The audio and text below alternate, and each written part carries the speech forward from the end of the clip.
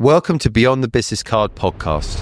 I spent my first night on a park bench, which is one of, I would say, the biggest factors behind any success that I've achieved. So I sat there all night and didn't sleep. And I just thought, I never want to be in this position again. But I was just thinking, I need to do something to really, make a difference. Sounds like sales was a skill set that you were very quickly to adopt.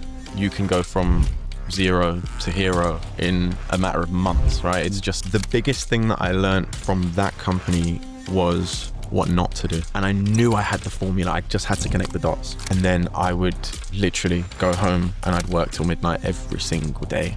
Saturdays, Sundays, working full time. Lunch breaks, I was going down to the car park, sitting in the car, working, trying to build this, trying to find that formula. Zachary Beckett has defied the odds at every turn. Today we discover the mindset behind the man who's blown up on social media and who promises jobs in just 2 to 4 weeks. I put myself into such debt that if this didn't work, I would have had to leave Dubai. I would have had to flee the country. I would have been completely screwed. But what we do is massively changing people's lives. It's, saving them from getting evicted from their homes. Hi guys, and welcome back to Beyond the Business Card with me, your host, Justin Maguire. And today we have a very interesting guest. Today we have Zachary Beckett. Now, for those who are looking for a job in Dubai or in perhaps the whole of the GCC, you would have seen Zachary. Zachary is the 2 to 4 week guy. What I mean is Zachary promises to find you a job in 2 to 4 weeks. His business has blown up. He has blown up. He is everywhere, all over my LinkedIn feed. He's all over my Instagram feed, and he's all over my TikTok feed. And even when I go to business courses, they talk about Zachary. I'm here today to understand the man behind 2 to 4 weeks. Zachary, welcome to the show. Thank you, Justin. I appreciate you inviting me on. So, Zachary, tell me a bit more about yourself. So I never do an introduction justice. Just come on, tell me all about what it is that you're doing right now. So look, I think if we were to really summarize what we do, we open up an otherwise closed door for people who are looking to move over to the region. So people who are looking to move to Dubai, Abu Dhabi, Riyadh, we essentially support them in finding their next role, and we open up that door for them via various means. Gotcha. Now, what you've done tremendously well, and we'll get into this into the podcast, but one thing I'm just like really hats off to you, sir, is you have blown your personal brand. You as a business, you've blown up. I think you would be hiding under a rock if you hadn't noticed you on LinkedIn these days. Yeah. So you really made sure that you wanted to build an audience straight away. That's been a big focus for you, hasn't it? It has, absolutely. I think what you mentioned when you first introduced me was that you've seen me on LinkedIn, you've seen me on Instagram, and you've seen me on TikTok. And I think one of the most important things that I've set is that I want to be seen everywhere. What we're doing is extremely valuable, and there are so many people that need to know about what we're doing. And the only way that everyone's going to know about what we're doing is via me being on every single screen. Whether you're sitting in the office, you're looking through LinkedIn, whether you're in the bathroom scrolling on your phone on TikTok, whether you're sitting on the couch watching YouTube, the idea is that you're going to see me. So that's the idea behind being essentially what you'd refer to as omnipresent to an extent. Gotcha. We had someone else on the podcast, and he had this brilliant saying. He said, "Best known beats best." Yeah. And he's unsurprised. He's got a massive audience and blown up. And it sounds like you've absolutely nailed that one as well. But what we do in this podcast is it's called Beyond the Business Card for a reason. Okay. So what we do is we get under the skin of the entrepreneur. So we want to know the good, the bad, and the ugly. Now, I've been very honest in all the communication I've done over the years of showing, the truth behind running a business. It's all, there's been great times, but there's also been bad times. But I also share my origin story so people can understand who I am, where I come from. And I think in building a personal brand, that's super important, right?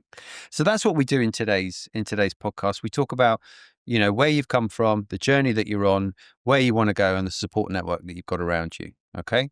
So I guess with that in mind, do you mind sharing with us, where do you come from? Tell there's an accent there. So tell us a bit about your origin story. Yeah, I think the accent is something that is quite hard to put your finger on as to where it's from. And there's definitely a bit of London in there. There's of course going to be a little bit of London, but I think, so I grew up in South Africa. Okay. So I actually spent the first 6 years of my life in Cape Town. Wow.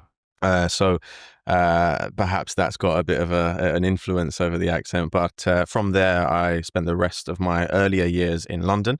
West London to be specific. Growing up, it was just me and my mum. I never actually knew my father. So me and my mum growing up, we were kind of what you could say from an underprivileged background. So we were being moved around from pillar to post by the local council, 3 months here, 6 months here, moving school every other year. Yeah, I guess you could say quite a rocky start, if you will. Gotcha.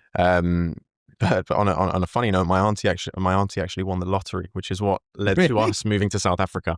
I kind of skipped that point. Yeah, she won the lottery. Yeah, she won the national lottery in the UK? No, the South African right. lottery. Yeah. So she won the lottery.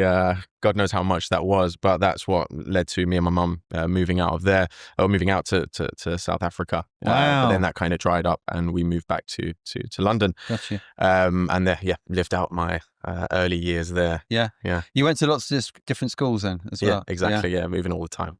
So I was born in America, then was in the UK, and then grew up in Spain. My dad had work, and inverted commas, I'll say that word. That meant we had to move everywhere. Right. So by the time I was like 11 years old, I'd been to like 7 different schools. Yeah. So you just as you become friends with people, you got to start all over again. You're it's pretty annoying. Yeah. Were you going around different parts of London, different parts of the country? Yeah. Really? So west to east, back to west, back to east. Yeah. It was all over the shop. I'd miss a year here and there. Right. And then ended up leaving school at the end of year 9, Wow. which would equate to 13, 14 years of age. Yeah. So ended up leaving school at that point. But yeah, it was very sort of hit and miss, just going from pillar to post.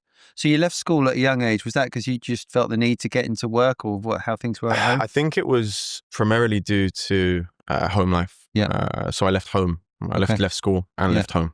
Right. When I was 13, maybe going on 14. So I left, stayed away for a couple of years. My mother married my stepfather. Now. They got married, and I left home. There and after 2 years had passed or so, ended up going back home, kind of rebuilt a few bridges, or tried to at least. Yeah. Okay.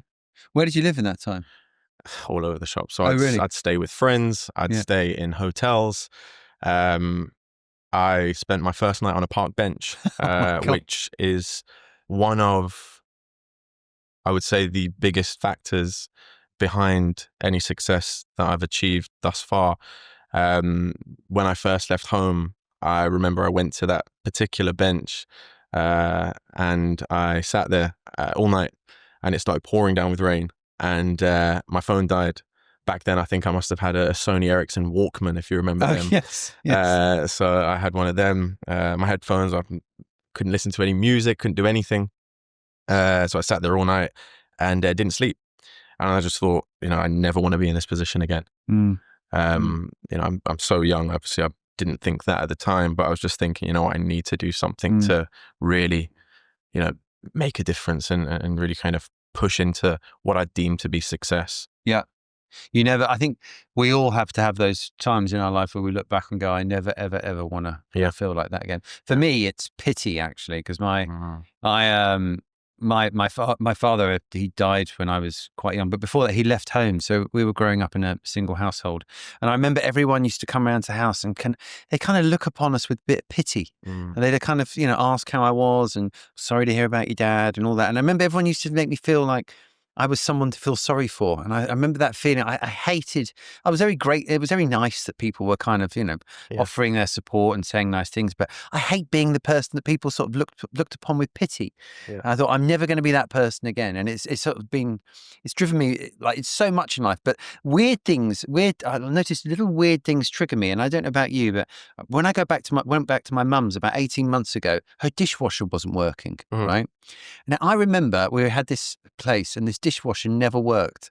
And all of a sudden it reminded me of this bloody house we grew up in where everything was broken. Trigger. And it triggered me, and I got, Mum, we got to fix this bloody dishwasher. And I got some guy down and we fixed it.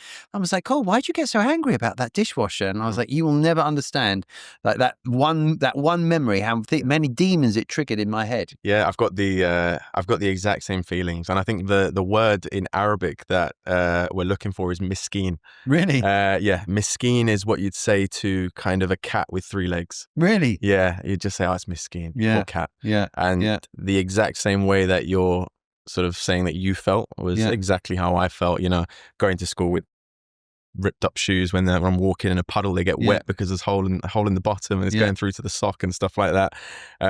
So the exact same sort of feeling, just in a different sort of manifestation. Kids are little shits, aren't they? I mean, they are. They don't hold back. I see it now with my kids. So okay, so you left home. Obviously, you've essentially feel like you've hit rock bottom, right? And you wanna change your life. What it sounds. Did you get into work very young then? Well, as you can imagine, at 13, 14, it's tricky. I think I've probably just about had a national insurance card. I'd done a bank account. I don't think I had anything. And for anyone who's not from the UK, a national insurance card is essentially like an ID, you could say, right, for your tax and whatnot. But yeah, you can't work at that age, right? So it was essentially just trying to figure out, make money here, there, and everywhere. Whatever I can do, I would do. Yeah. And it was a situation of survival. Yeah. And it was just trying to kind of get through to the next day. And I'd say for the next many years, right, it wasn't a case where, okay, I was obviously 13 years of age. It's not like I'm going to be able to, shoot my way to the top. It took a very long time to even get to where I am now. A lot of trial and error and trying a million different things, them not working, falling flat, starting from below where I even was before. And that happened multiple times. That was time and time again before finally, eventually I got to get something to crack. Mm-hmm.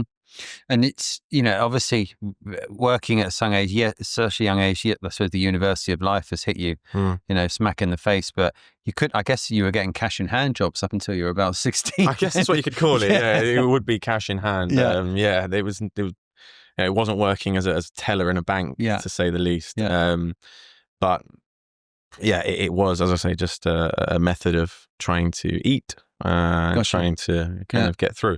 You could say to an extent, well, you left home when you were 13. I wasn't forced out the house. I could have stayed. Perhaps I chose to put myself in that situation, but I felt like leaving was the best situation for me, even with the case being that I was putting myself in what would on the outset be sort of perceived as a worse situation. And you had a sibling as well, the youngest. Yeah, I did. At that time, he was very young, so he would have been 3 or something to that tune. Yeah. So it wouldn't have really been feasible for me to take him with me on the ride. Yeah. But I don't think so. Don't think you wanted that responsibility. No, definitely not. Yeah. Definitely not. So yeah, I left him, and I unfortunately didn't really get to see him too much when he was growing up. We've always been close, but it was obviously difficult because of everything that was going on at home. And as things went on, we got very close, and we're very close now. Okay. He's like my right hand now. Excellent. So it did take time because there was a lot of sort of situations going on in the house that made things very difficult for us to speak properly. Okay. So let's say you get to legal working age, right? And then what type of jobs are you doing then? So first thing I did was get into door-to-door sales. Okay. So I worked for a company called Anglian Home Improvements. You might have heard of them. They might have knocked on your door once or twice. So I think I did this for a month or two, commission only. And as you can imagine, my skill set wasn't perhaps as refined as it is now. So selling someone a £5,000 at the time conservatory was quite difficult. It was pretty much a knock on the door. Are you interested in buying a conservatory? No, bugger off. All right, thanks. And then off to the next one. So I did that for about a month or two, and then thought, you know what, sales is just a myth, right? There's some sort of, why can't I get anything? Don't think I got a single sale. So I left that, started doing a bit of mystery shopping. If you're familiar with mystery shopping. So I worked for Quick Fit tire company, mystery shopper. So I'd call up the stores and say, I've got burst tire and whatnot, put on accents and whatnot, so I can call the same store twice. It's kind of a seasonal job because once you've called a few times, they know who you are. I did that for a while, and then that fizzled out. Did a bunch of things, but it eventually led me to working in a company called British Solar, which was a very dodgy solar energy sales company. So we'd call data God knows where they got this database from, but we'd just call it and just try and get people to buy solar energy all day long. Did really well at that. I don't know how, but I did exceptionally well at that. There was no training or anything. I just jumped in. And I must have been, 16, 17 at the time. But ended up within 4 months becoming a manager in this company. So I had to build out my own team. There was a job center across the road. I'd go to the job center and say, hey, look, do you want a job? Right, while they're going to collect their benefits or going for their meetings to explain what they've been doing, I'd poach them, bring them in, and get them to work for the team, train them up. Probably about a 10% success rate, but we had such volume that we could make it work. So I was doing that for a while, and yeah, that was the next step. So. Well, sales is always like, I've said it many times, and I'm sure you'll agree that it's the lifeblood of any business. Yeah. If there's one skill you should learn in business, it's how to sell. Yeah. Okay, and once you've got that nailed, it's the foundation for everything. So although things were very tough at home by the sounds of it, and you set yourself out in the working world, sounds like sales was a skill set that you were very quickly to adopt. Yeah, I think. Do you know what it was that drew me to sales? Number one, I didn't need anything to get into it. So it was kind of one of few options. But I quickly realized that this wasn't like an accounting role, for example. No matter, how many hours you work in accounting or how good you are, you're typically going to follow a similar trajectory. Whereas with sales, you can go from 0 to hero in a matter of months, right? It's just about your results. And with this, the reason I became a manager there within 4 months, which was very quick, right? Hiring a 16, 17-year-old as a manager is ridiculous. But because I was bringing in the revenue, it was essentially a case where there was no other option but to give me what I wanted. So it allows you to shoot up very quickly. And I think not only, you did mention that, sales is critical for every business and it's the lifeblood of every business, but business aside, sales is absolutely critical for absolutely everything you do in life, whether that be relationships, right? You're looking for a partner, you need to sell yourself to that partner. Whether it be you're looking for a job, you just need to sell yourself to that company as a positive ROI or a positive investment. And a lot of people overlook the importance of sales or don't quite tie it to what it's actually used for or what it actually can be utilized for. It's not just selling a car to someone or selling a product to someone. There's so much more to it. I think sales has sometimes got a bad rep. It's been seen a bit of a dirty word, and as you just outlined, and I say to many people, it serves you in every aspect of life.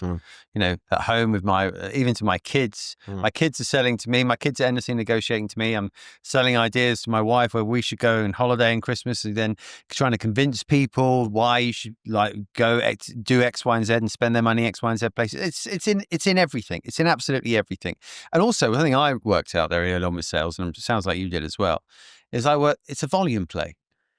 Right? The more you do, the input and the output, they're completely aligned, right? Of course, the more you put in, the more you get out. Yeah.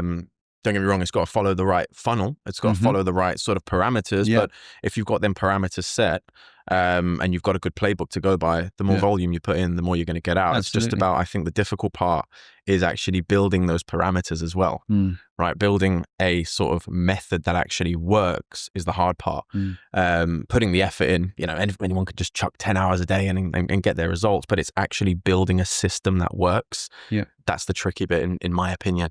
And so when you left home, were you working around London? Yeah, well, I was in Brentwood. Okay. I was in Brentwood, which is kind of in between London and Essex, for anyone who's not familiar with the UK. So it's kind of like a small town. There's a few bits and bobs going on there. So I was working there. Was it quite an affluent area? I don't know if you could say that. It was kind of in the middle. It was kind of in the middle, but this was all phone sales as well. So it wasn't like I was knocking on doors anymore. I'd hung my door knocking gloves up at that point. I was going to say conservatories in West London. That might have been quite a hard sell. Yeah, I was selling these in Southend in Essex, actually. I can't put it down to where I was. I don't think I would have sold them no matter where I was. I could have been knocking in Kensington. I don't think I would have got any sales of conservatories. I wouldn't buy a conservatory from a 16-year-old boy. So I can't imagine anyone else would. But no, we were just working in office, firing out the phones, just blasting through the lists. Okay. Do you find that there's a lot that you learned from those early days that serves you well now? Yes, absolutely. I think the biggest thing that I learned from that company was what not to do. Okay. From myself and as a business, I made so many mistakes with hiring that backfired and lost me loads of sort of hours and productivity and money as well. But I made loads of mistakes. And I think one of the most valuable things that you can take away from anything is what you've done wrong, which I always do for myself. I don't look at what I've done right. I look at what I've done wrong, how I can fix it. But also on a business standpoint, this particular company, they're no longer going. After I left, they ended up on Watchdogs, which is essentially like, how would you describe Watchdogs? The home for dodgy companies. Cowboy, cowboy companies, Yeah. right? So they ended up on a national TV program that highlights dodgy companies. Yeah. So it's definitely not something you class as an achievement, to say the least, right? So they were trying to cut corners at every possible avenue. They didn't want to pay the people. So what we would do is we'd book an appointment and then we'd have a rep go out to the house and essentially sell the solar panels or whatever the heck they were selling to these people. And they were pressure selling these people, right? They weren't leaving the house. We'd send them across at 9 o'clock and they'd be having dinner in the evening with, Dorothy in the countryside. And they were just being so aggressive with their sales techniques, and that's what pushed them. It was like a pressure sell. But we didn't know what was going on that side, because it was kind of a break between the sales team, the management, and then the sort of the reps, you could say. So it was just so unethical. And whilst if you are kind of trying to scale quickly, if you were doing sort of things that were dodgy, unethical, or perhaps backdoor, you could say, you probably will scale quicker, but that scaling will come to its peak. And when it does come to its peak, it will come crashing down, right? I think if you don't build sustainably and build with ethics behind what you're doing and really take pride in what you're doing to the point where you can say to anyone what it is that you do, and you can say it sort of, wholeheartedly with sort of pride about what you're doing. If you can't do that, then the scaling of the business, I think, it might work, but it is going to be at risk. It is going to be at risk. I think ethics is one of the biggest things that I learned. Yeah, one thing I've learned from businesses that have gone well for me and businesses that have gone badly is if you haven't got solid foundations in, if you haven't put pillars in, then they will collapse. So particularly like, for me, there's been a couple, I haven't had good enough leadership team, or I was the bottleneck in it, or perhaps we didn't really understand the sector and market enough. There's always different sorts of foundations there. You need to take your time to build them, to grow them. And all the ones that I've taken my time on, and we built constructively, and we've measured and understood what's happened. We failed, we started again. They're the ones that have gone well. The ones I've rushed and tried to just go through as quick, and we got lucky. Exactly. I think, don't get me wrong, every business needs to make money, right? It has to make money. If it's not profitable or it's not bringing in the revenue, then you're screwed, right? You have to be able to bring in that revenue. But there's a right way to bring in revenue and there's a wrong way to bring in revenue. And I think if you go about it the wrong way, it's going to be short-lived. Yeah, often I find sometimes those instances are run by leaders who don't really take time. Like they see a client offers them a deal and they think, oh my God, this is the market to go in. And that just because that one person's offered an opportunity, they go straight in, don't do any research on it, and that client leaves, and then what? They're left with absolutely nothing. I think of course, right, as I just said, generating revenue is so important, but when that's the sole focus of what you're doing, I think the focus needs to be solving a problem or adding value, right? And all these huge figures, mega successful that we all know from, building successful businesses, they always do drive in the fact that, look, it's so important to solve a problem, to add value, to value the customer, and so on and so forth. But to put it into practice is a whole other story, right? And just chasing that money is an easy thing to fall into, but it's so important that the focus is on adding value, solving problems, and serving the customer. Yeah, gotcha. So how old are you working at this company, the solar company? I was 16, 17. Okay. And then running a team. So how old were you when you're managing a team? 16, 17. 16, So it was after 4 months, wasn't it? So Okay, after wow. 4 months, I got promoted to, I think they called it sales manager or marketing manager, And you're whatever it employing was. people a lot older than Employing you. people from the job center. Wow. Yes. Putting ads out on Indeed and so on and so forth. Bear in mind, it was comms only, right? Commission only. I Yeah. think we had £80 a week base salary, Right. and you have to unlock the rest of your wages. Wow. It's pretty crazy, right? So you've got that, but I ended up moving into or up to what was called like a room manager or something like that. So I got my own room, and we had 15 staff underneath me. Okay. I had kind of what you'd consider to be like a right-hand man. He was watching over the team, and they were all generating leads, and I was closing them and sending the appointment guy round to hard sell them, essentially. Gotcha. So that was Nice. Yeah. So how long did you stay there for? Just over a year. Just over a year. And then I left, and 2 months after, that's when they were on the on the show. Yeah, Not with your face. no. I was luckily I was out at that point, and it wasn't really around that sector of the business, so we weren't doing anything that was Good. out of pocket. But, So you've become the expert on solar panels, and then you've moved on. Where did you go to next then? well, I actually went to Saudi. Wow. So That's a bit of a leap. It is. So I ended up moving to Saudi Arabia. Partially, you could potentially say, kind of escaping my home environment and my past to an extent. Not that I was running away from anything like that, but I think subliminally there was an element of, look, I just want a fresh start, and I want to go somewhere really far away. And Saudi isn't normally top of that list, though. Particularly, what year is this? This was 2000 and, God, what is it, 2015, 14? Okay, Saudi 13? was quite a different place to what it is now. Yeah, it was, yeah. Back when I was there, it was very different. When I was there, no one could speak English, or at least where I was anyway. So when I went there, I learned Arabic very quickly, because if you didn't, then you wouldn't be able to communicate with anyone. So I was over there. I was studying Arabic when I was there, and I was also running a small business. So I started a tuition company when I was out there. Whoa. Let's Okay. So how does this happen? So you've left the solar panel business.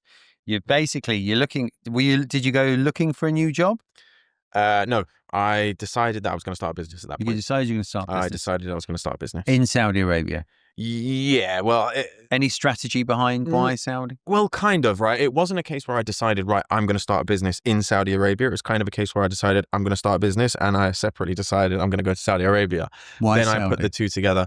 There's quite a few reasons. I wanted to get away from the UK. Yep. I also had spoken to a few people who had run organizations or small businesses where they were providing tuition services. Mm-hmm. So they were teaching English as a second language. That got quite big at that point. I knew quite a few people who were doing it as an employee, as like a teacher. And then I also knew people who were like running a small unit of teachers. So I decided I'm going to do that. And then I decided that I would essentially drag that over to Saudi Arabia. So I started that when I was there. Yeah. Okay. So it wasn't a case of like, okay, I've planned these two together. It kind of like the pieces of the puzzle aligned. Okay. So looks like, and you've seen someone else had success in Saudi, had you? Yeah. So it was on the come up to an extent. Okay. Yeah. Okay. So where did you go to in Saudi? I went to a place called Medina when I was in Saudi. You didn't even go to Riyadh? I've been to Riyadh quite a few times. Okay. But Riyadh wasn't my sort of base, if you will. It was very far. Riyadh was like 10-hour drive from where I was in Medina. And no one's going to be speaking English in Medina. They aren't. No. They are not. No, they are not. Was there a reason why you chose Medina? Well, I got a scholarship in the Islamic University of Medina. So how did you do that? I applied. Yeah. Without any qualifications or anything? Without any qualifications. I actually went there on holiday and walked in and met with the what's called the mudir, which is like the head teacher, if you will. So he was in charge of admissions, and he basically said, all right, you can come. All right. So I went there. They offered me a scholarship, went there. I was learning Arabic and also teaching English via English and Arabic. So I was... Wow. Yeah. And I quickly learned I was a bad English teacher. So I started hiring. Okay. Yeah. So what did they say because like, for example, Saudi, I mean, I've got a business in Saudi Yeah. and I didn't go to university. It's a nightmare trying to get like a business in Saudi sorted with that university degree. How did you get a scholarship without any qualifications? What was your trick? Because they're some would say they're very old school there. Yeah. So I became Muslim when I was younger. Okay. So I went there and on the basis of that, they said, all right, come in. I told them my story, had a chat with them, sat down with the head of admissions, and he basically said, all right, come on in. Are you quite a religious person? I used to be. Now I would say that I have become relatively absorbed with what I'm doing and building this business. So my sole focus at the moment is business, building this up, making it as beneficial for people as possible. And I guess you could say within an extent that has a religious fulfillment, right? Because you're helping people, right? We've helped thousands of people get a job here. Okay. And getting a job is, extremely important for people. Yeah. So I guess you could say to some extent we are. But I suppose I've spoken to a lot of people who've got a faith, and not just on this podcast, but in life now. And I'm meeting more and more entrepreneurs actually who seem to be religious. Yeah. I think when I was like 10, 15 years ago, everyone I met was atheists. It feels like it's a bit different now. Yeah. But did having a faith kind of support you in those earlier years then, help you get through things? Did you put your attention into that? Well, I think, yes, to an extent. But I think I was very, I was struggling to find my way when I was younger because I didn't have any sort of path to go down. I didn't have any guidance on anything, right? So I think when I was younger, when I found Islam, I kind of latched onto it and it did support me in many things. Yeah, it did. How old were you then? I became Muslim when I was 15. Wow. When I was 15. So you found When it I was then. 15. What made you discover Islam at 15 years old? People you were hanging around with? Yeah, to an extent. An event happened when I was younger and it led to me nearly losing my life. So after that, I kind of started thinking about things in a bit more detail and I eventually came across. Amazing. Yeah. Amazing. So when you walked into this school in Medina, yeah, and you told your story, yeah, they must have been like, wow. I mean, that does not happen every day, right? yeah. No, it doesn't. It definitely doesn't. And so no wonder you got a scholarship. There And you your go. sales skills really helped you then, right? It's all about sales, exactly. So that's the kind of story behind it. And they said, "Yeah, we're going to bring you in." A year later, I was there, left British Solar, left selling the panels, and I went on over to Medina. Wow. I was there for 5 years, best part of 5 to 6 years, I believe. Okay. And so you're studying there, you're speaking Arabic every day? Yeah, after about a year or two, it was extremely difficult to learn. Extremely difficult to learn. But yeah, after a couple of years, I was pretty much fluent. Wow. Yeah. And the business that you were running a business then as well, right? Yeah. So tell us so we can understand what the business was, what you were running it. Yeah, it was essentially like a tuition agency, if you will. So I had a bunch of tutors. I would do sort of business development to an extent. I'd speak to anyone I could find who had children and wanted tuition for their kids. And then I would pair the two together. I would take my cut and they would teach the kids. So in Medina, anyone that got taught by English over what years? 2011, 12 to 2016. And they got a slight East London. Then it's probably they've come from you. maybe. That's amazing. Okay, so basically, like you became the go-to the English teacher guy. Yeah, you would find a tutor. Okay, yeah. Would you do any of the tutoring yourself? I wasn't good at teaching. Okay, it wasn't my bag. It wasn't my bag. So I was mainly, you could say, the BDM or the recruiter, the for your own account business. manager. Yeah. And you take a cut, you take a commission after placing it. Exactly. Did you manage to have a nice life doing that?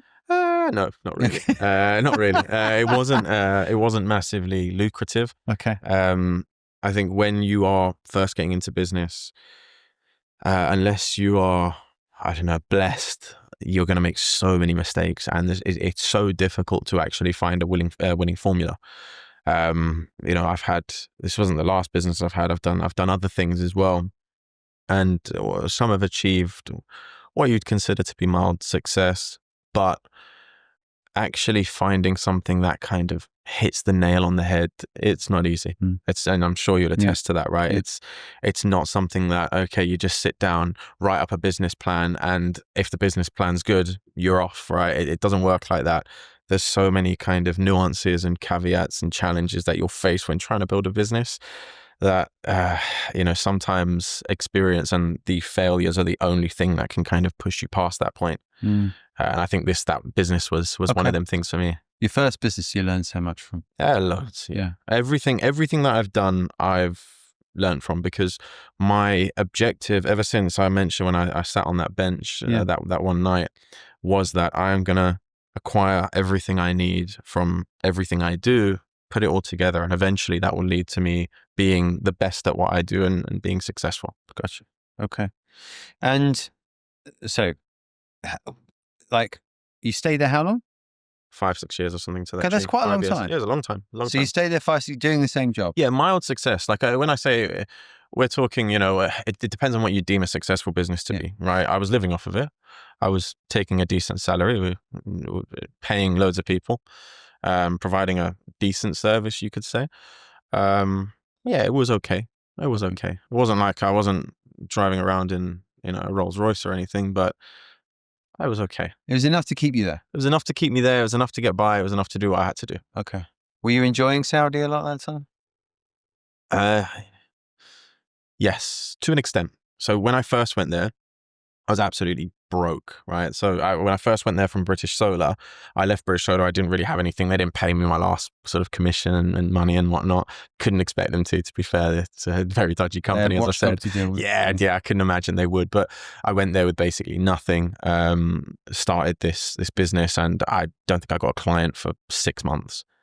Right, it was really tough. Where were you living? What were you living on? On the university campus. Wow. On the university campus. So I was living in the campus at the time, and they give you a stipend for anyone who's been or knows about the university. They give you a stipend of 800 rial per month, and at the time that was something like 140 quid, right? About $180, right? So as you can imagine, there's not a great deal you can do with that, and there's only so far you can stretch it. So it ended up where it was kind of, I was getting really desperate now because I'd run out of money. I was drinking dirty water. Like I'd boil water from the sink and then drink it because it was just, I was so flat out. Didn't have a penny, right? I'd eat peanut butter with my finger from a jar. It was that bad. So I ended up having to get to the point where I was like, I'm going to go out and I'm going to find these clients. So ended up speaking to some guy in a taxi. And ended up signing him, right? Gave him some massive discount or something, offered him the first month for free or something like that, just to get him on. And I started teaching his kids myself. And I was absolutely terrible. I literally went to the shop and bought some books and tried to teach English. Bear in mind, I left school when I was 13, right? So I'm probably the least qualified person to be teaching English. But nonetheless, it worked. The kids were benefiting. He was happy. And from that, it gave me the momentum that I needed to kind of onboard more clients. And that's how it grew. Fantastic. Yeah. Okay. So why did you leave? I left Saudi because I got really sick. Okay. I had some really bad stomach problem, potentially from drinking dirty water for so long. You carried on drinking it. You must have liked it. A delicacy, got a taste for it. No, I think perhaps that messed me up a little bit, and I think I had enough at that point. Okay. I'd had enough at that point, so I went back to the UK. So what year is this? This is. That's a bit of a blur, probably like 2016, 17 or something like that. And how old are you? Because I've lost track. I'm 30 next.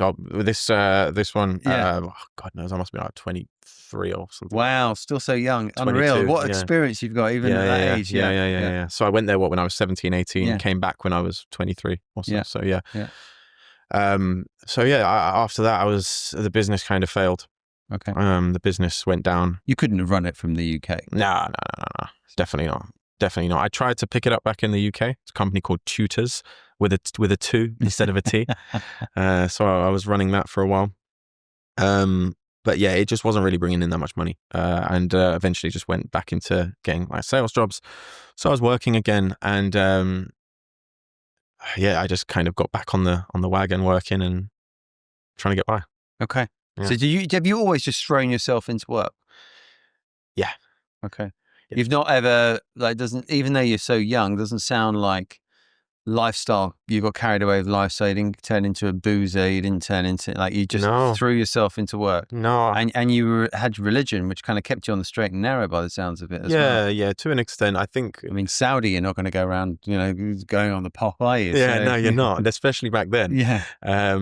But yeah, I think for me, I've always been someone who's, I don't know if you've heard of sort of delayed gratification. Yeah. So I have always been, and until now, I'm exactly like this, where I don't reward myself for anything, because when I set myself a goal, by the time I've achieved it, that goal is no longer my goal. So I haven't actually hit anything. And it's probably not the best way to be. People do always say, you should celebrate your small wins and so on and so But I forth. know not many entrepreneurs do, quite frankly, and I've spoken to a lot, and I'm Is one that a normal myself. thing then? Yeah, I don't sit back and go, oh God, I'm so bloody great. Look at all these wonderful things I've achieved. No, Yeah. you just simply think, once you've got something, you're already thinking about what the next thing is, Yeah. and you don't sit still. So. Yeah. But you were working for yourself, obviously got used to that freedom, but you come back to the UK. Have you gone back to London, or have you gone somewhere else? Well, I was all over the shop. So I was in Birmingham for a little bit, and then I was back in London, then I was back in Southend. And doing different sales jobs? Yeah, just kind of getting by, because even though I had that mild success with the tuition company, I think when I say mild success, although the business was generating decent money, mild success meaning that I hadn't figured out how to be a successful business owner just yet. Okay. Even if, like, just because you have a business that's generating decent money, it doesn't mean that you are a good business person, or you're a good business owner, or a good CEO, or a good leader. That just means that you're perhaps doing well at the moment. I think everything leading up until this point has been kind of a training ground of sorts. And what I mean, as I say, when I didn't have much success with the tuition company, was that I still didn't know what to do. Okay. Yeah. Okay. So but you knew tuition perhaps might not be the thing for you. Yeah, I knew it wasn't for me. Yeah, I knew it wasn't for me. I didn't really care about it that much. Don't get me wrong, it was nice to see helping the children and whatnot, but it just wasn't really right. Okay. It wasn't really right. Okay. So how long did you spend doing these different sales jobs, and was any sort of standout experiences or jobs that you did then, or does it also kind of blur into one? I saw a bit of a blur. I sold I was selling energy at one point, kind of like I was working in a maintenance brokerage, if you will. Just basic sales jobs on the phone sort of thing, sales exec positions. So it sounds like from your a career point of view, it was a bit of a flip-flopping around, wasn't really sort of a standout time for you. Yeah, don't get me wrong, it's been business to business to business, but with kind of stints of like in between 2-3 months and whatnot. I was selling, the next thing I did was as like almost like a technology company, if you will. I was selling stuff on eBay and Amazon, like e-commerce. Okay. So I was doing that for a while, managing the sort of like growing that. That was something that I did for a while, and I had decent success. But again, it was more so making a bit of money as opposed to running a successful business. Understood. Yeah. Okay. So we're obviously having this chat in Dubai, and you've gone back to the UK to do various. Why the UK? Why did you go back? Why didn't you come to Dubai, by the way? Then, look, I'd never been to Dubai at that point, and I think the UK was just, I guess you could call it a safe zone, if you will. Okay. Familiarity. Gotcha. And you're close with your brother, so I guess did you go and see him and stuff like that then? Well, yes, kind of. So my mum was still very much, we could say, unwell at that point, which was affecting the relationship between me and my brother massively. Okay. And then my mum passed a few years ago. Yeah. Around about that time point, which led to me and my brother kind of reconnecting properly. Understood. Okay. Led to us reconnecting properly. So what led you back to the Middle East? I loved it. Like when I was in the UK, I just used to think, you know what, Saudi's so much better than this. Saudi's so much better than this. And then Dubai, Dubai is absolutely amazing, right? Dubai is fantastic. There's so many people that want to move here, and for very good reason. Whether you're working or you're running a business, Dubai has so many benefits to being here. Even, if you've got a family and stuff like that, the safety, the environment that you're around successful people that are trying to better themselves. Everyone's got, or tends to have, from my experience, and obviously it's what you surround yourself with, but Dubai, people tend to have a very positive outlook. People tend to be very sort of driven to succeed, and whether they're working, a job that's paying them 2,000 or 3,000 dirham a month, or whether they're earning 2 or 3 million dirham a month, everyone seems to have that kind of go-getter attitude. And I think it's just from the country itself, right? That's the kind of mentality that the whole from the top down has, being in Dubai, and I think that's what attracted me. Yeah. Also, you're sat there in the UK doing sales jobs, and you speak Arabic. Yeah. I mean, you're doing nothing with it. I mean, it's such a competitive edge. Yeah. I mean, today, I don't know, I barely know any. I mean, British people are terrible at having second languages. At best, someone will speak Spanish. Yeah. No, I don't know anyone that speaks Arabic. You're one of the few. It's not our forte. Yeah. So you obviously you weren't using that skill. Did you not? Were you thinking about that? To an extent, yeah, to an extent. Yeah, I think, what, to be fair, I don't really utilize it. As you'd probably think that I utilize it all the time. When we spoke off camera, when we went for a coffee, you told me, I was like, why don't you do this more often? Why Yeah. don't you? It's, I think eventually I will, when I try and, if we try and tap into an Arabic speaking audience. But everyone here speaks English. Yeah. Right? It's not like in Saudi where you're going to come across locals all the time that don't speak English. Most of the local guys here, it's your edge, man. You've got to use it. Of course, yeah. Don't get me wrong. I'll crack it out every now and again, but it's everyone speaks English so well, so it's just it's comfortable to speak in English. And where I haven't spoke it for a while, it kind of becomes more of a, like when we're speaking right now, you're not thinking about what you're saying, right? You're just saying it and it comes out. With Arabic now, I've gotten to the point where I kind of had to think about what I'm saying. Arabic's quite complicated. You might start speaking in past tense or something like that if you're not careful. So I do have to kind of think about what I'm saying. So it makes things a little bit more, more difficult to. So you decided eventually that, you know what, I've got this skill, Arabic, and I love my life. I love the opportunity. Was it the opportunity out in the Middle East that you saw versus the UK? Yeah, the opportunity, the attitude. And do you know what? I think it's partially wanting to be in Dubai because of how fantastic it is. But you weren't in Dubai, you were in Saudi. So what made you want to come to Dubai? I'd known about Dubai. Everyone knows about Dubai, right? Everyone knows about Dubai. Everyone sees Dubai, whether you're in the UK or whether you're in the US, wherever you might be, you know about Dubai, right? You know about Dubai. You probably know someone who's worked in Dubai, and there's a massive pull to it, coupled with the UK not being the brightest place in the world. I think UK is where we're seeing them lists come up online about the most miserable places on earth, and people wanting to leave the UK. I think that list about millionaires leaving the UK and stuff like that. I think the UK has, if we compare it to Dubai, it's just got no. So you felt the gloss had gone off it. Yeah, exactly. So you wanted. So how did you get back then? I got headhunted by Hayes. So how the hell did Hayes find you? LinkedIn Recruiter. No, but I mean, I'm trying to. I'm trying to join the dots. Like, why you ran a tuition company? Yeah. So I've skipped something here. So I decided, look, I want to get into recruitment. Okay. To an extent, I want to get into recruitment, and I got a job in a sort of scale up company called 94 Group. They're no longer around. I essentially got a job with them as a consultant, recruitment consultant, and I did a similar thing that I did at British Solar. So I went in, I got put on an absolutely dead desk, right? Redundant desk, essentially, with no clients, no anything. Didn't really know much, but I knew enough about how to sort of generate business and enough of how to sort of add value and solve problems. So I ended up re-signing a contract with PwC, which was an ex or dormant account. I ended up signing a contract with PwC predominantly for exec placements or sort of director level placements, and ended up billing £1 million in the first year with PwC. Wow. from nothing, right? Or So from £0 to £1 million. 0 to 1 million in about 9 months or so. There's not many people that I know have done that in recruitment. So wow. Yeah, so it's about 9 months or so. It was maybe 700,000 in PwC, and then some in KPMG, and some in some other organizations. So your bosses must have been over the moon. They weren't.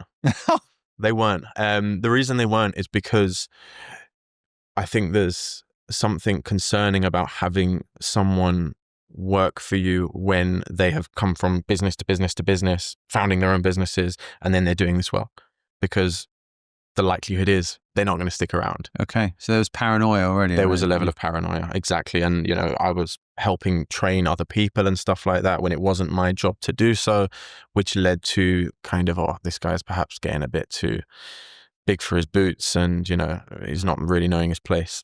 And with it, where it was a sort of like 100-man startup or scale up, if you will, there was already kind of a clique who was set to progress and whatnot. And you weren't in that group? I couldn't, because I was too new, right? The people who have been there for years, they're next in line, right? It tends to be someone who's been... And you outbuild them all? Outbuild them, but I was high performance, low trust. And high performance, low trust isn't someone you'd high performance, low trust isn't necessarily someone you'd want to put into a senior position or progress into a senior position. I would much rather a mid performer, high trust to progress. And so I could completely understand. And to be fair, they were right to do so, because the whole purpose of me getting into recruitment for that company was so I could essentially learn the game, right? I wanted to learn absolutely everything about recruitment, the ins and outs, the business side of things, how payments worked, how everything works, signing clients, billing into them, managing the accounts. I wanted to learn everything from start to finish, which is exactly what I did. Yeah. And then I ended up getting headhunted by Hays to... And so word got out that you were billing this amount of money, I imagine. Well, I don't know if it would be fair to say that. Like, I don't think it was a case where, you know, the MD of Hays... You heard of this guy? Bloody hell, you see, the king of PwC. I don't think it was necessarily to that extent, but I think, you know, if you were to pop on my LinkedIn, you would see that, you know, I had a recommendation from the woman in PwC and whatnot. And, you know, LinkedIn Recruiter works. You can find rec to rec, find people and so on and so forth. But, I was doing really, really well. So what the hell did you do to do so well? How did you manage to go this from $0 to $1 million? What I became very close friends with the HRBP. Okay. And I also, I managed to get close to some of the partners in PwC over in the UK, which essentially led to them kind of trusting me and my decisions and whatnot, so we could skip interview rounds and stuff like this. The process would move really quickly. We ended up getting shafted by one of the HRs over in Manchester at the time, and I went to one of the partners at PwC, and they basically said, look, thanks for bringing it to our attention. Like, we didn't know this was happening. And I told them the impacts that it'd have on the business and so on and so forth. We'd do free reports for them and all sorts, just give them as much value as we can to just choke out the competition. And eventually I was pretty much the sole person that they were using. They wouldn't work with anyone else within the company. That was partially what annoyed upper management. They said, look, we're essentially leveraged on you, and you've been here for 6 months. She wouldn't work with anyone else other than me. And it was, that's partially how. And then KPMG, I was working really closely with KPMG, ended up doing sort of 1-round interviews with them. So we'd get someone in to interview, offer on the same day, senior management level, 100, 200K salaries. It was, wow. So it managed to get very good very quickly. Don't get me wrong, I think there might have been an element of luck in it, but hard work as well. Yeah. Also, how old are you at this point? 26 or 25 or something like that. Been working for 13 years. Yeah. It's not like you may have looked young, but you've been through the University of Hard Knocks, right? It's concentrated, I guess. Yeah. It's concentrated. I think most people when they're 25, they're just out of uni, perhaps, just got their first job after working in a restaurant or something like that. So I think, I've definitely speed ran this a little bit. Yeah, you knew how to sell, man. Yeah, you knew what was going on. Amazing. So then Hays have headhunted you. Yeah. And did they know you speak Arabic? Yes. Okay, it's on your profile. Yes. Okay. Yes, they did. No wonder now I understand why they headhunted you. Yeah. Thank you for joining the dots there. Yeah, there you go. So it definitely helps. It definitely helps. Okay, so then you moved to Dubai, right? Dubai. And how did it go at Hays? It went okay. If I can be honest, it wasn't I was there to get here. I decided that, I knew I was going to start my next business, and I knew I had everything I needed. I wanted to learn the market, give myself 6 to 12 months to learn the market properly and really understand how the GCC works, because it's not like the UK at all. Yeah. Right. As you all know, it is not like the UK. The hiring process, the way everything's done is completely different to an extent. So I needed to learn the market. I needed to get a feel for everything. I needed to know how it was to set up a business here. I needed to build connections. I needed to meet people. So essentially, I was just going out, meetings probably 4 or 5 times a week, BD meetings, we could call it, and just meeting people from companies left, right, and center. Okay. Meeting them. And rather than actually trying to place into them, I was more so trying to help them. So, I was, billed a bit for Hayes, but it wasn't really the. So you didn't go in as £1 million. I went in, I was getting paid. I was probably at a loss of about 10,000 dirham a month, from my salary at Hayes and whatnot. Really? Yeah, I was probably at a loss, right? Or I was at a loss. But I put all the money aside from my, we could call it education at 94 Group, where I was recruiting previously, because as I say, the purpose of going there was to learn. It wasn't what to earn year money. is this? This was about 3.5 years ago or so. 3.5 years ago. So you obviously saved quite a lot of money from your time of being a £1 million. Yeah. And then you moved out, and you've come out here explicitly to understand the market, then to work for Hayes, to get understanding. Did you know what business you wanted to do then? No, like you knew you wanted. Did you want to have your own recruitment company? Did you think? Yeah, maybe to an extent. Yeah, to an extent. Like I kind of when I first came here, I was thinking maybe we'll do rec to rec. Maybe I'll do recruitment on a different model. Like maybe we'll do retained recruitment, or perhaps we'll do. You've seen these new fees or these new models where they'll charge like a subscription almost. Yeah, on site. Yeah. So I was looking at something like that. I was looking at the various models of recruitment. I'm potentially even looking at really low fee recruitment. Okay. I just couldn't make it make sense. I was going to do like a 5% recruitment and then just essentially like choke the market out and work at this really low rate and try and essentially dominate the market that way. I thought, no, it's going to be too much hassle, and then it's probably not the right thing to do.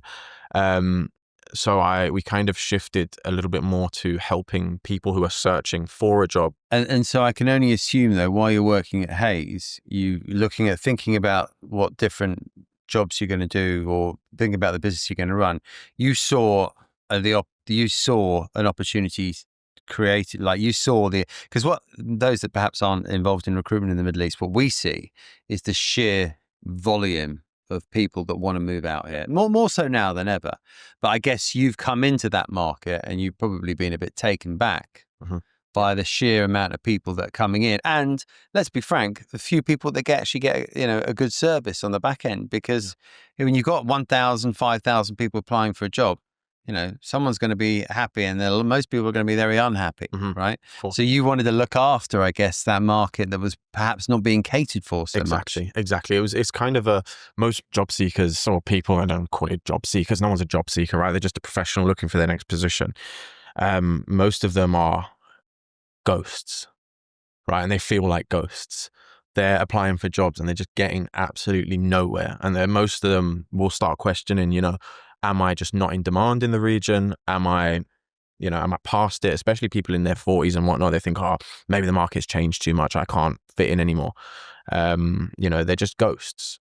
So we are predominantly supporting these individuals, right? People who are highly skilled, highly capable, but just can't crack the market due to not understanding nuances, or not being able to access the right opportunities and stuff like that. Because your recruiters, when people message them, they probably respond to like 1 in 100 people, right? You get so many messages, you can't respond to everyone, and we're trying to help these people who aren't getting responded to. So it is a case of what I was mentioning previously. When you're chasing the money with a business, it's going to be very difficult to make it successful. But when you're just identifying a real serious problem and providing a genuine solution, that's when everything comes. So how long were you at Hayes for? I was at Hayes for about a year or so. A year? Yeah, something like that. Okay. And then did you get any other jobs between then and the No. business that you've So got I now? started this whilst I was at Hayes. Okay. Because I recall, like, for those that may have had this happen, I remember you popped up from nowhere, started commenting on all my posts. Yeah.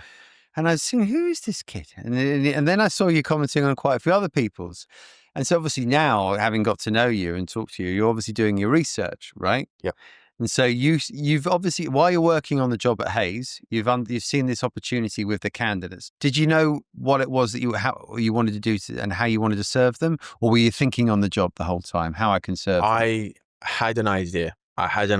And I didn't know how it would manifest, but I knew the problem that I needed to solve. Then it was just reverse engineering. What is causing this problem? Finding 6, 7, 8 points along that line, and then where can I fix it? What's one of the main things that's got us to this point is something that we do, and yourselves commenting on your posts and whatnot, and very active on LinkedIn and other platforms, is I aim to add more value for free than anyone else in the space. So for the last years, I've posted every single day on LinkedIn, written by hand. I spend probably an hour a day writing these posts. I don't batch write them. I write them on the day, depending on what's happening, the conversations I've been having. I spend that time, even though many would say, oh, that's terrible use of your time. You're running a company, you're leading a team, you're dealing with all of these things. Why are you spending that time yourself writing these posts? And I think it's because I connect with these people who we're supporting on such an intimate level, because the problems that they're facing right now are the problems that I'm trying to fix for them. And if we can fix their problems for free, we will. Okay. If we can fix these problems for free, by way of videos, by way of information, by way of intel that we're giving out for free, then we absolutely will. Okay. We're trying to give as much value. We've just launched our new job board, right? We're essentially listing roles that we verified to be genuine from people that we're working with who have said, I've interviewed here and whatnot. We're getting them on there, trying to get these jobs accessible to as many people as we possibly can. Okay. So you reverse engineer recruitment, essentially. You could right? say so. Yeah. You could say so. Yeah. So what point did you leave Hayes then? When you had some revenue coming in? I'm sure you'll be fine. There's no one from Hayes is going to get you. Yeah. So it was hectic. This was really hectic because I knew that this was it. Like when you thought, I've hit an idea. I knew this was it. Yeah. I knew this was it. I don't know if you ever had this feeling, right? But I'd be driving home from my job at Hayes and I'd just get this feeling in my stomach, right? And it just felt like success. Like it felt like I had the formula finally. And I'd never felt that before. And I knew I had the formula. I just had to connect the dots. And I was working at Hayes for 10 hours a day, 9 hours a day, whatever the shift was, 9 till 6, I think it was. And then I would literally go home and I'd work till midnight every single day. Saturday, Sundays, working full time. Lunch breaks, I was going down to the car park, sitting in the car, working, trying to build this, trying to find that formula. Trying to find out what are all these problems and how can we actually solve them? Not how can we think that we're going to solve them, but how can we genuinely solve them? I put myself into, like I had that savings from before, but I was so confident this was going to work. I put myself into such debt that if this didn't work, I would have had to leave Dubai. I would have had to flee the country. I would have been completely screwed, but I knew it was going to work. So I didn't care. Okay. So you stopped taking a salary when the business was earning money or when it wasn't? I stopped taking a salary because you said you started working this when you were at right Hayes. Yeah, so it was making some money, right? Okay. Once I got it to the point where I was making what I was making at Hayes, then you were out I go. And that took a year? No, that took maybe 6 months or so. Oh, right. From because I came here 6 months to kind of learn the market, and then 6 months of kind of implementation, if you will. Okay. Building, planning, spending loads of money, trying to gather as much intel as I could. I put the kind of the skeleton together, And then when I left, that's when I started adding all the me So time. you went all in. All in, Yeah. all in, Yeah. all in. I left Hayes on that day. I went and signed the contract for my office. Yeah. Okay. And it was just me in the office, just grinding it out like there was no tomorrow. Okay. Yeah. So tell us, like, tell us exactly what the business is. Tell us what you do. So to kind of summarize, the problem that we solve is, as I say, people are looking for jobs. They can't find them. We come in the middle and say, right, this is how to do it. So you could say to an extent it's consultation. But one of our primary things that we've shifted towards now is operating a verified job board. So where we list jobs based on the intel that we have and that we acquire that are genuinely hiring. There are so many jobs that are listed online for marketing purposes and whatnot. Listing a job on LinkedIn, if you've paid for the slot, if you don't have a job to list, you might as well use it. So many companies will just list something on there just because every time someone applies for your job, you get a follower. Yeah. So people list these jobs and whatnot. So it leads to job seekers applying for roles that aren't going to actually, nothing's going to come of them and so on and so forth. So we've tried to get or build a job board that is essentially going to, instead of people having to apply for 200 roles to get an interview, apply for 20 or so and they'll get something come back. So it's verified. It's verified, yeah. Yeah. That's the difference. Okay. Yeah. And do you work with the companies? To a large extent. So we have a lot of companies that will reach out to us and they'll send us a list and say, hey, look, these are all the roles that we've got that we're hiring for now. Send us across anyone that you've got. And they trust your curation, if you want to call it that, Yes. of a candidate. And they know that anyone that's come from you is been through the process, is being screened? Yes, to an extent. Okay. To an extent. Screened to an extent. We work with a relatively large volume. So what we can do on an individualistic level of like sitting down, we can't invite everyone into the office and meet them and so on and so forth. But we can, I think where we've done what we've done for so long and not a long time period, but in that time period, the time spent, we can identify who's good and who's not immediately. Understood. Immediately, right? And based on that, when they ask us for X, Y, and Z, we can present them with what they're looking for to a very good degree of accuracy. Amazing. Yeah. And you're doing that now in Dubai? The whole of the GCC. Oh, right. Okay. So, yeah, the whole of the GCC. Dubai is the primary spot, and Abu Dhabi and Riyadh are the close seconds. We do a bit. We get a few companies in like Qatar reaching out to us and stuff like this, but predominantly GCC, predominantly UAE, KSA. Okay. So it's a very disruptive model, some might say, because you're coming at it from a completely different angle. You're coming at it with curated candidates, and I assume the clients don't have to pay, so therefore they're seeing this as a great way of getting good talent, so they're going to lean in heavily towards it. Definitely to an extent, but it's not a case where we're kind of going to war with recruiters and whatnot. We recommend recruiters, right? So I've seen you do that. So recruiters have massive functionality. They can do what we do with a candidate to perhaps a further degree. They know the company perhaps a little bit better. They know the role a little bit better. They spend more time with the candidate. They prepare them for the interview and stuff like that. So there's definitely massive utility for recruiters. But where we come in is the recruiters don't have enough time for these candidates. They're getting they've got LinkedIn Recruiter with a list of 5,000 people. Going to contact maybe 20 or so, and then find 4 people to send across the client. And then they're going to hire, right? Or they're going to interview them based on that. What happens to the other 15, the ones that didn't get chosen? So you fight for them. That's the ones that we're taking. Yeah. And it's not the best people that are getting found. It's the ones who are visible. Yeah. It's the ones who are visible. So you're teaching people how to get visible, essentially. To an extent, that's one of the things we do. That's one of how to have a good, well-written CV. My gosh, I see so many bad ones. Some of them are terrible. Yeah. Some of them are terrible. Yeah. And it's not necessarily a good, well-written one, but one that works. Okay. Because well-written doesn't equate to working, right? So that's one of the things. But there's so many elements to it. But yeah, we essentially tie up the knots, because you could be doing 90% of things correctly, but if you're doing 10% wrong, if something critical is in that list of things that are going wrong, you're getting nowhere. Okay. So I'm Justin. I'm in Southend. I've worked in digital marketing for 15 years. And I decided, now's the right time. I want to go and get a job in Dubai, right? And what I would do is, and this is what I see people do all the time, is they just go on LinkedIn, they look at the gazillion job posts there are, and they just start quick applying, right? And what you do is you help Justin from Southend say, you go, hang on a minute, mate. That's the worst thing you can do. This is how you can get a job. And so how would I find you, and how do you work with me to get that to get through the other side? If you are serious about the market, you will see me. Okay. It was a loaded question, by the way. Yes. So yeah, if you are, without sounding extraordinarily arrogant, if you are genuinely looking for a role in the region and you haven't seen me, you're not looking hard enough, because that is what I aim to do, right?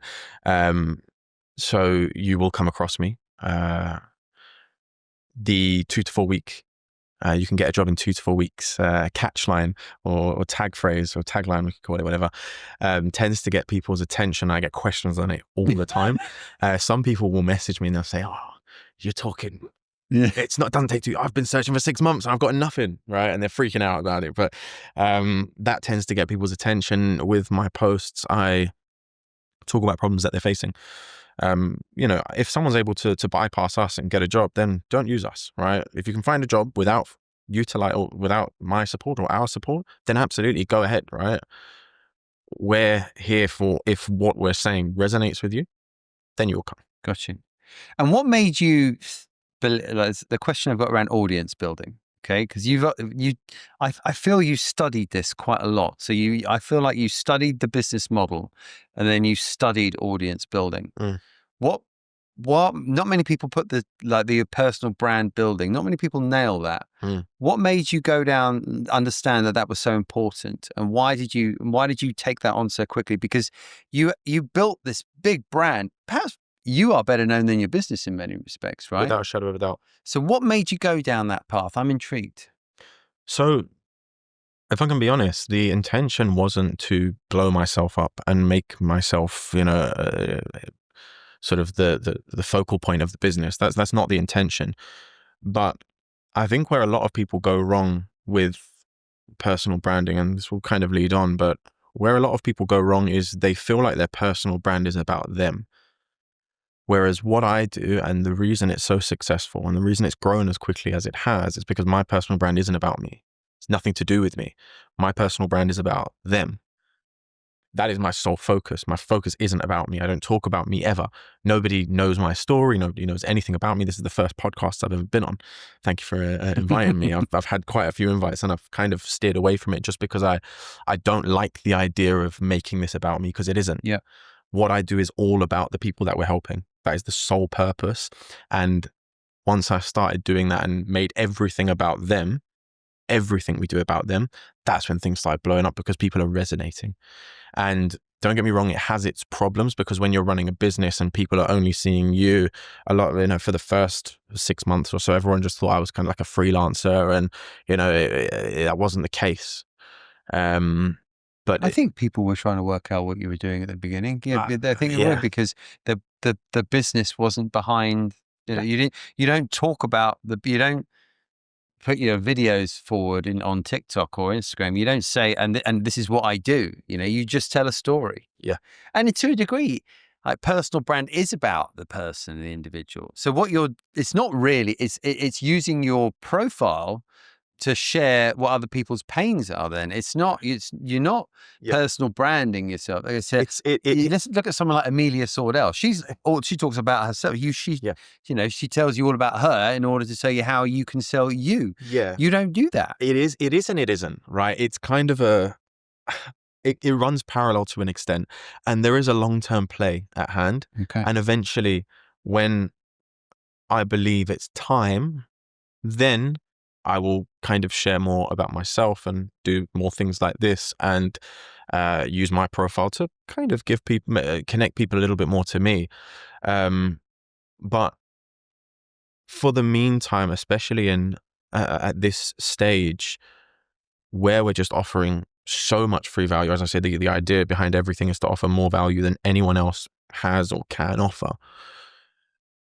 That is what's scaling it. That is what's making it kind of everywhere, right? On multiple platforms. That's what's getting it everywhere.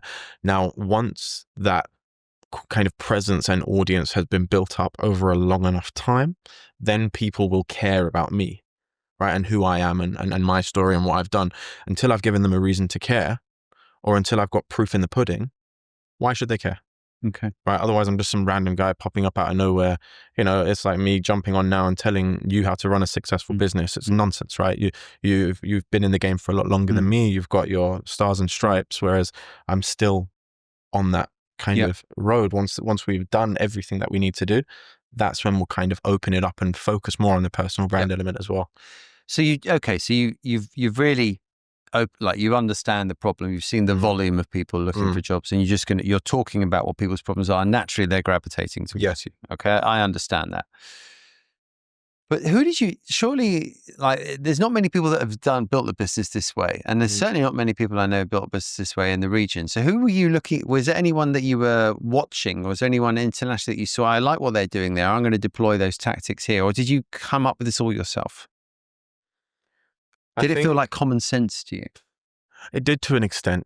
I think, don't get me wrong, it would be unfair to say that there was no kind of influence, or there was no people that I saw doing X, Y, and Z and thought, okay, that looks positive, that's good.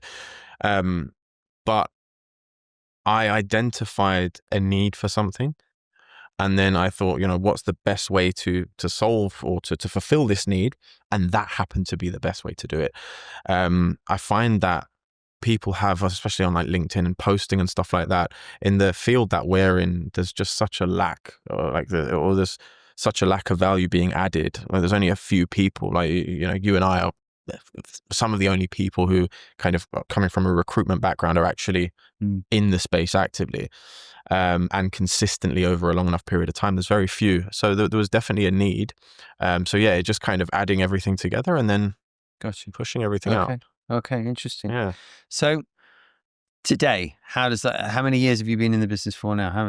It was kind of 3 years or so now. 3 years? 3 years, yeah. Okay. Because I started it kind of when I was at Hayes, so we've been going for about 3 years. 3 years. And you really when would you say things popped off? Very quickly. Yeah. Very quickly. We bottleneck very quickly. So now I've got a fantastic team. And we are growing very quickly, but I've got a sort of rule in place that we only hire exceptional people. So, even for roles that perhaps aren't that critical, we're so careful with who we bring on, because we want people who are kind of up to the standard that we have. And where we're a scale up of sorts, we everyone in office works 7 days a week, right? So we don't have days off or anything like that. And if that isn't something that the person who's joining us is looking for, then it's not. Yeah, I mean, in our prep for this podcast, having met you before, you're a man plugged in. You live in. You took a house in Sharjah because it's got which isn't the glamorous part of the UAE. It's not. And you've got a big office there, right? Got an office and your there. team work from there? So I have two very sort of right hands, my right hand and my left hand, if you will. They work with me there several days a week. And then we have an office in JVC, and we've got an office in Port Rashid as well. Okay. And the team that you've got right now, are they, what does the business look like today? 8 people. 8 people. Yep. And what's your vision for where this is going to go? Is it a service business? Is it a tech business? Well, I think we're definitely going down the route of SaaS to an extent. This job board is, we're kind of turning it into a bit of a suite for job seekers, where everything they need to secure a job will be there. That's going to take time, because it's not only financial investment that's required for this, but it's also identifying what does everyone need as opposed to what do they want. We need to figure out everything that we could reasonably put on there that's going to advance the search. Once we've done that, then it will become more sort of SaaS based. But we have services, we have product, we have digital products and stuff like that. So it's a bit of both, but the goal sort of long term is to become the largest name. Well, we've already achieved this. Like in terms of the largest name for what we do in the region, that is us, right? That is us. We've definitely. Who are you up against?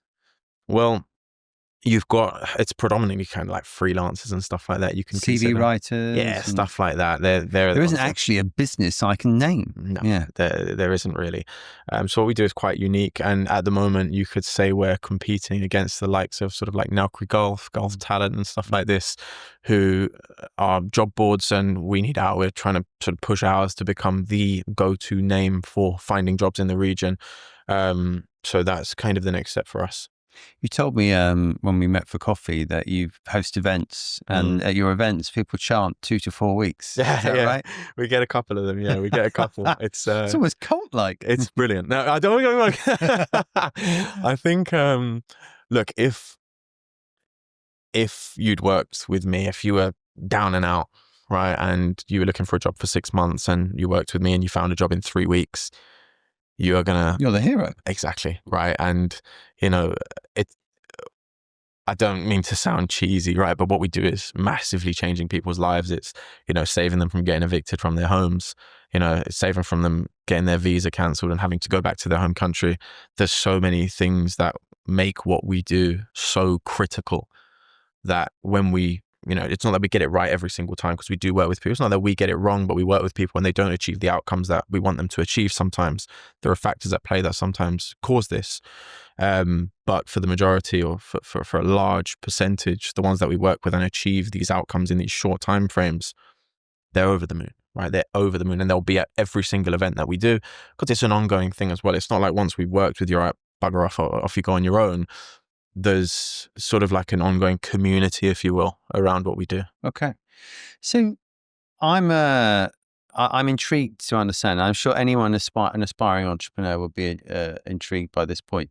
Now, you said you only want exceptional people working with you, and you want people that are going to work 7 days a week. Now, in the world that we're living in now, finding these types of people, and particularly of a certain age, is extremely hard.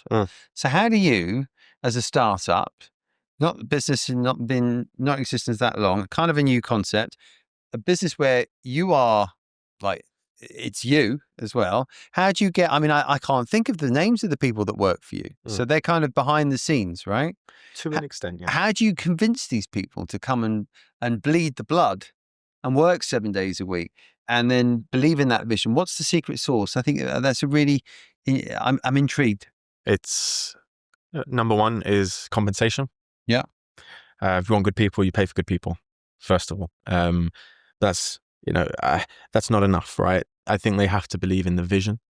And anyone that works with us and for Professional Pyramid, we are at early stages, right? In the grand scheme of things, don't get me wrong, we've come a very long way, and we're top of our game in terms of, as you say, there's no competition really. But they all buy into the long-term vision, and they know that what we're doing is something huge, and it will pay off for everyone who's involved, especially, when you're joining a scale up or a startup at early days, there's going to be, reward for these people, and financial and otherwise. Whilst, yes, we work a minimum of 7 days a week, right? Monday to Monday, 9 to 9, it will pay off, and they all buy in.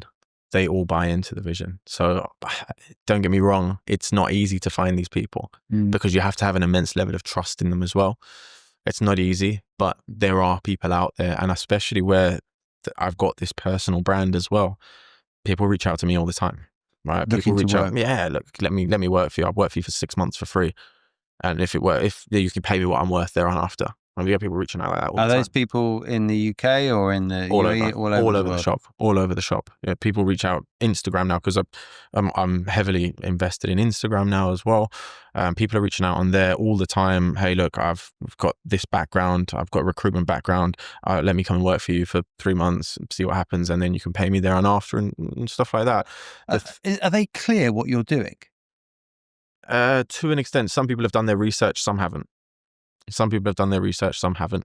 We wouldn't hire like that because we'd pay them nonetheless, but we're so cautious with who we hire. They need to be, and this is one of our bottlenecks. It is, because it is very difficult to find these people, right?